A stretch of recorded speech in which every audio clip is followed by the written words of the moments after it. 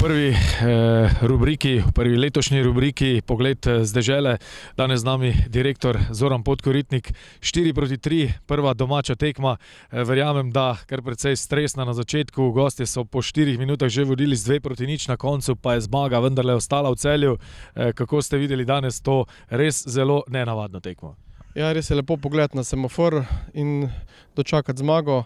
Prva tekma je vedno nepredvidljiva, mi smo se tega zavedali, tekmo smo slabo odprli, vendar se že v 7 minuti vrnili, potem pa spustili žogo na tla in lepo odigrali. Vesel sem za moštvo, vesel sem za stroko, vesel sem za vse ljudi, ki delajo v klubu. Ta zmaga nam veliko pomeni za samozavest in gremo naprej. Kako stresno je bilo danes s tribune spremljati to tekmo? Na kaj ste pomislili, ko so gostje po dobrih 3 minutah že vodili z 2-0? Vedno se ti rojejo neke čudne misli. Jaz sem pozitivc v življenju in vedno verjamem v dobro in tako se je tudi danes na koncu izkazalo. Hvala lepa za pogovor. Hvala tudi vam.